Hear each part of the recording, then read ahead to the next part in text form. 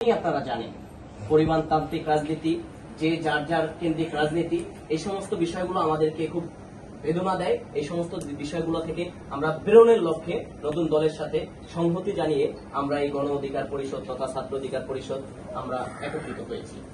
আজকের এই আলোচনা সভায় এখানে আমার উপস্থিত রয়েছেন গণ অধিকার পরিষদের সিনিয়র নেতাকর্মীরা, আরো উপস্থিত রয়েছেন যুব অধিকার পরিষদের সিনিয়র নেতাকর্মীরা, আরো উপস্থিত রয়েছেন ছাত্র অধিকার পরিষদের সামনের সারির সিনিয়র নেতাকর্মীরা।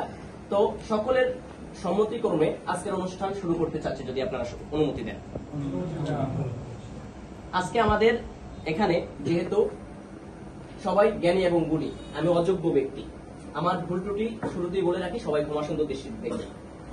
এখানে আমরা যেই কেন্দ্রিক আসছি, আপনারা যারা আছেন তাদের প্রতি আমি শ্রদ্ধা রাখতেছি।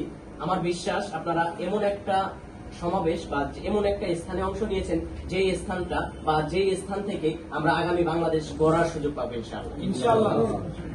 এখন ক্ষুদ্র ক্ষুদ্র বালুকণা বিন্দু বিন্দু জল গড়ে তোলে মহাদেশ সাগর অতল, ক্ষুদ্র থেকেই বৃহত্তর সৃষ্টি। আজকে আমরা এখানে হয়তো বসে রয়েছি কথা তো 40 জন, বসে রয়েছি 50 জন।